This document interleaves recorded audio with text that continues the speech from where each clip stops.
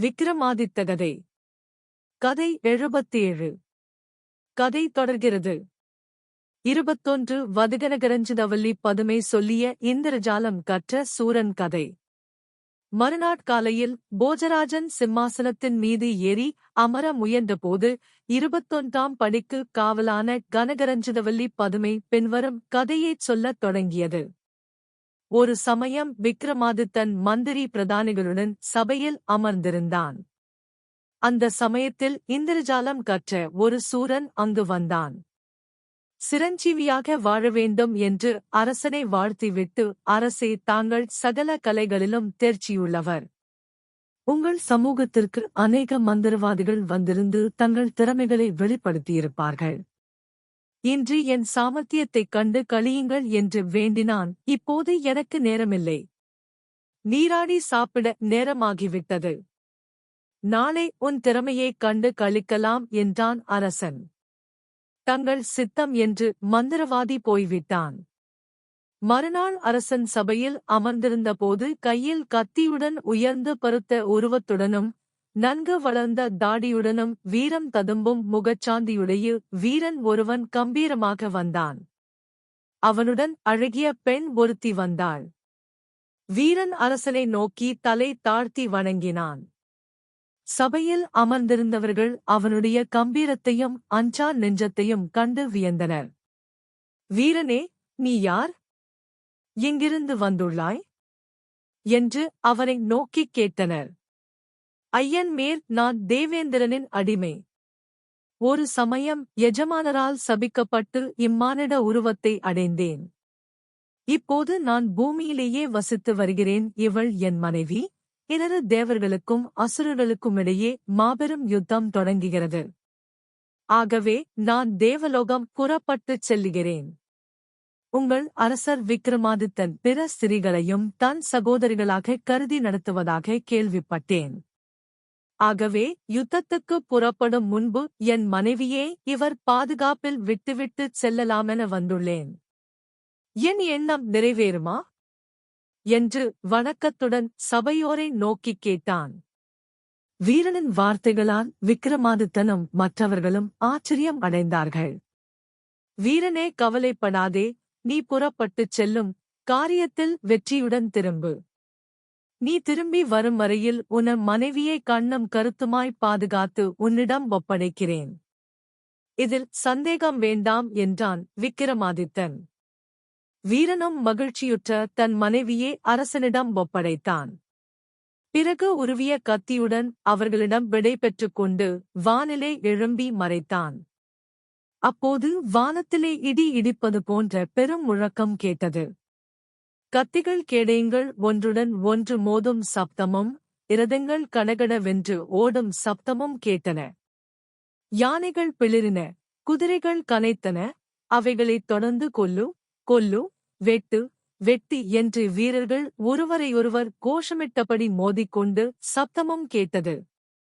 அரச சபையிலிருந்தவர்கள் ஆச்சரியத்தால் ஸ்தம்பித்து உட்கார்ந்திருந்தனர்.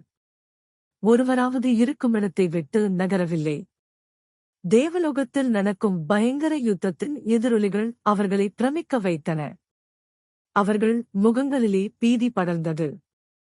அனைவருடைய நினைவுகளும் தேவாசுர யுத்தத்தைப் பற்றியே இருந்தன. அந்த சமயம் உருவிய கத்தியுடன் கூடிய கை ஒன்று அரச சபையில் நடுவில் வந்து விழுந்து. அதைக் கண்ட சபையோர்கள் திகைத்து போய்விட்டனர். அவ்விளம் வீரனுடைய கை அன்றோ இது? யுத்தத்தில் எதிரிகளால் கொல்லப்பட்டுவிட்டானோ என்று வருத்தப்பட்டனர். கொஞ்ச நேரத்துக்கெல்லாம் அவ்வீரனின் தலையும் உடலும் தனித்தனியாக வந்து விழுந்தன. வீரனின் மரணத்தைக் கண்ணுற்ற அனைவரும் விசனமடைந்தனர். அரசனின் அருகிலே அமர்ந்திருந்த வீரனின் மனைவி ஓடோடி வந்து தரையிலே கிடந்த தன் கணவரின் உடல் மீது விழுந்து கதறினாள். கண்ணீர் உகுத்தாள். ஐயோ, இந்த கோரக் காட்சியை நான் காண வேண்டுமென்றா என்னை விட்டு யுத்தத்திற்குப் போனீர்கள் என அழுதான். வீரனின் வீரமரணத்திற்காக ஒருபுறம் சந்தோஷம் அடைந்தாலும் அவனுடைய இளம் மனைவியைக் குறித்து வருத்தப்பட்டவனாய் விக்கிரமாதித்தன் எழுந்து அவளருகில் வந்தான். அவளைத் தூக்கி கண்களிலிருந்து பெருகும் நீரைத் துடைத்தவனாய் குழந்தாய், நீ இப்படித் துக்கிப்பதால் பயன் என்ன? உன் கணவன் இந்திரனுக்காக அசுரர்களுடன போரிட்டு வீர சுவர்க்கம் அடைந்துவிட்டதால் அவன் கீர்த்தி மூவுலகங்களிலும் பிரகாசிக்கும். தன்னை மனிதனாகப் போகுமாறு சபித்த இந்திரனின் கஷ்ட காலத்தில் அவன் வஞ்சத்தினால் வாளாயிருந்து விடவில்லை. தனக்கு வன் இழைத்த கொடுமையைச் சிறிதும் சிந்திக்காமல் அவனுக்காகப் போரிட்டு வீரசுவர்க்கம் எய்திய உன் கணவனன்றோ உண்மை ஊழியன் வருந்தியது போதும், அம்மா எழுந்திரு என்று தேற்றினான். அரசே, என கணவர் யுத்தத்திலே எதிரிகளால் கொல்லப்பட்டு வீர சுவர்க்கம் அடைந்துவிட்டார். அவரை தேவ கன்னிகைகள் அடைவதை நான் விரும்பவில்லை. அரசே, அக்கினியை மூட்ட உத்தரவிடுங்கள். நெருப்பிலே என் உடலை அர்ப்பணித்து நானும் அவருடன் சுவர்க்கத்தை அடைகிறேன் என்று கண்ணீர் உகுத்தாள் அவள். அவள் வார்த்தைகள் அரசனின் உள்ளத்தை மேலும் வருத்தியது. குழந்தாய், நீ ஏன் அக்னிப்பிரவேசம் செய்து உயிரை மாய்த்துக் கொள்ள வேண்டும்? என்னுடைய பெண்ணைப் போன்று உன்னை பாதுகாத்து வருகிறேன். எல்லோரிடமும் முக மலர்ச்சியுடன் விடை பெற்றுக் கொண்டு அவள் தன்னாதன் உடலுடன் சந்தோஷமாக அக்கினியில் பிரவேத்தாள். அக்காட்சியைக் கண்டு சகிக்காதவன் போல ஆதவனும் மேற்கே மறைந்தான். மறுநாள் காலையில் அரசன் தன் பூஜைகளை முடித்துக்கொண்டு சபைக்கு வந்தான். அப்போது அங்கு கூடியிருந்தவர்கள் அனைவரும் திகைக்கக்கூடிய சம்பவம் ஒன்று நடந்தது. முதல் நாள் அரசனிடம் விடை பெற்ற தன் மனைவியே அவன் பாதுகாப்பில் விட்டுவிட்டு தேவலோகம் சென்ற வீரன் கையில் உருவிய கத்தியுடன் முன்னிலு பிரகாசம் பொருந்திய முகத்தையுடையவனாய் வந்தான். அரசன் அருகில் நெருங்கி வணங்கினான். பிரதானிகளுக்கு ஒன்றும் விளங்கவில்லை. தாங்கள் காண்பது கனவோ என்ற ஐயம் அவர்களுக்கு ஏற்பட்டது. முதல் நாள் தலைவேறி உடல் வேறாக வெட்டுண்டு வீழ்ந்து தீயிலே எரிந்து சாம்பலான அவன் எவ்விதம் பிழைத்து வந்தான் என்பதை அவர்களால் அறிய முடியவில்லை.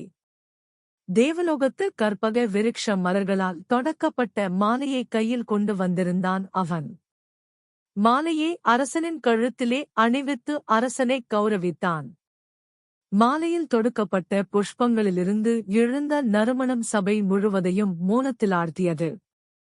அரசே, நீங்கள் நீடழி வாழ வேண்டும் என்று வாழ்த்திவிட்டு இந்திரனுடைய பாராட்டுதல்களைத் தெரிவித்தான். விக்கிரமாதித்தனோ ஒன்றும் பேசவில்லை. பிரமை பிடித்து உட்கார்ந்து விட்டான். அவன் முகத்தில் ஈயாடவில்லை. அவன் நினைவெல்லாம் தன் பாதுகாப்பில் விட்டுச் சென்ற பெண்ணைக் கேட்டால் என்ன பதில் சொல்வது என்ற யோசனையிலேயே இருந்தது. அரசனும் மற்றும் சபையோரும் மௌனமாக இருப்பதைக் கண்ட வீரன், அரசே, தங்களிடமிருந்து விடை பெற்றுச் சென்ற நான் தேவர்களுக்கும் அசுரர்களுக்குமிடையே யுத்தம் நடக்கும் ரணகளத்திற்குச் சென்றேன். கோரமாக போரில் படைகளினூடே புகுந்து என்னால் முடிந்தவரை அசுரர்களை கொன்றேன். யுத்தம் இந்திரனுக்கு வெற்றியை கொடுத்தது. அநேக அசுரர்கள் உயிரிழந்தனர். எஞ்சியோர் பிழைத்தால் போதுமென்று ஓடிவிட்டனர். யுத்தம் முடிந்ததும் இந்திரன் என்னை அழைத்து, வீரனே, உன்னை பார்த்து வெகு நாட்களாகிவிட்டனவே. இத்தனை காலம் நீ எங்கு சென்றிருந்தாய் என்று கேட்கவே, பிரபோ, தங்கள் சாபத்தால் பல வருஷங்களாக நான் பூமியில் வசித்து வருகிறேன். இன்று தங்களுக்கும் அசுரர்களுக்கும் நடக்கப் போகும் யுத்தத்தைப் பற்றிய செய்தி கிடைத்ததும் தங்களுக்கு என்னாலான சிறு உதவியைச் செய்யப் புறப்பட்டு வந்தேன் என்ற பதில் அளித்தேன். அதன் மீது இந்திரனின் உள்ள குளிர்ந்தது. வீரனே, இன்று முதல் நீ பூவுலகத்திற்குப் போக வேண்டியதில்லை. என்னுடைய சாபம் நீங்கிவிட்டது. உன் செய்கையால் நான் மிகவும் ஆனந்தமடைந்துள்ளேன். நவரத்தினங்கள் பதிக்கப் பெற்ற பொன் கங்கணத்தைப் பெற்றுக்கொள் என்று சொல்லிக் கொண்டே தன் கையிலிருந்த கங்கணத்தைக் கழற்றி தன் கையாலேயே எனக்கு அணிவித்தான். அப்போது நான் சொன்னேன், பிரபு, நான் புறப்பட்டு வருகையில் என் மனைவியை விக்கிரமாதித்த பூபதியின் பாதுகாப்பில் விட்டுவிட்டு வந்தேன். ஆகவே திரும்பிச் சென்று அவளையும் அழைத்துக் கொண்டு வருகிறேன் என்றேன். இந்திரனும் அனுமதித்தான். அரசே, என் மனைவியை என்னிடம் ஒப்படையுங்கள். நான் மீண்டும் இந்திரலோகம் செல்ல வேண்டும் என்று கேட்டான். அவன் வார்த்தைகளுக்கு அரசன் விக்கிரமன் என்ன பதில் அளிப்பான்? அந்த பெண் உயிருடன் இருந்தால் அல்லவா அவளை அழைத்து வந்து அவ்வீரனிடம் ஒப்புவிக்க முடியும்? தலையை குனிந்தபடியே உடகார்ந்திருந்த அரசனைக் கண்டதும், அரசே, ஏன் மௌனமாக இருக்கிறீர்கள்? என்று கேட்டான். உன் மனைவி அக்கினி பிரவேசம் செய்து விட்டாள் என்று பதிலளித்தனர் சபையோர். என்ன என்ன என்று திகைத்து போய்க் கேட்டான். அவ்வீரன்தாம், நேற்று இங்கிருந்து நீ வான வீதி வழியே சென்ற பிறகு மேலுலகில் நடக்கும் பயங்கர யுத்தத்தின் எதிரொலியே நாங்களும் கேட்டோம். அப்போது உன்னுடைய கத்தி பிடித்த கையும் அதைத் தொடர்ந்து தலைவேறு உடல் வேறாகத் துண்டிக்கப்பட்ட உன் தேகமும் கீழே விழுந்தன. அதைக் கண்ட உன் மனைவி அளவில்லாத சோகம் அடைந்தவளாய் அரசன் எத்தனையோ முறை தடுத்தும் கேளாமல் உன் உடலுடன் அக்கினி பிரவேசம் செய்துவிட்டாள். இப்போதோ நீ உயிருடன் வந்திருக்கிறாய். அரசன் என்ன பதில் சொல்வான் என்று தெரிவித்தனர் சபையோர். அதைக் கேட்டு வீரன் இடி இடி என்று சிரித்தான். அரசே, கவலைப்படாதீர்கள். பிற ஸ்திரிகளை தன் சகோதரியாகக் கருதுவதில் தங்களுக்கு இணையாரும் இல்லை.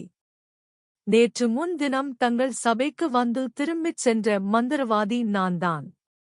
இவை அனைத்தும் என் வேடிக்கையே என்றான். என்ன, உண்மையாகத்தானா என்று கேட்டான் விக்கிரமாதித்தன். அரசே, தங்களுக்கு என் திறமையைக் காட்டவே இத்தந்திரம் கையாண்டேன் என்று வணங்கினான் மந்திரவாதி. அப்போதுதான் அரசனின் மனது நிம்மதி பெற்றது.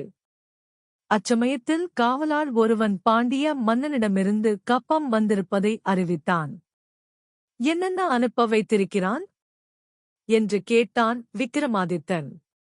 அரசே, 8 கோடி பொன், 93 துலாம் முத்துக்கள், தானைகளில் ஒழுகும் மதுநீரை விரும்பி சதாவண்டுகள் சுற்றிவரும் 50 யானைகள், 300 குதிரைகள், சகல கலைகளிலும் தேர்ச்சி பெற்ற 100 நடனமாதர்கள், இவை அனைத்தும் பாண்டிய மன்னன் தங்கள் சமூகத்திற்கு கப்பமாக அனுப்பி வைத்திருக்கிறான் என்றான் அவன். மந்திரி, அவ்வளவு பரிசுகளையும் இந்திர ஜாலங்கற்ற இந்த சூரனுக்கு கொடுத்துவிடுங்கள். அப்போதுதான் நாம் இவனைச் சரிவர கௌரவித்ததாகும். இதுவரை அநேகர் நம் சபைக்கு வந்து தங்கள் திறமையை வெளிப்படுத்தியிருக்கின்றனர். ஆவனால் இவனைப் போன்ற திறமையுள்ளவனை நான் கண்டதில்லை என்று விக்கிரமாதித்தன் அந்தச் சூரனைப் புகழ்ந்தான். பரிசுகளைப் பெற்றுக்கொண்ட சூரனும் அரசனை வணங்கி விடை பெற்றான். இவ்வாறு பதுமை கதை சொல்லி முடித்தது. பொழுதும் அஸ்தமித்து போஜராஜனும் திரும்பிச் சென்றான்.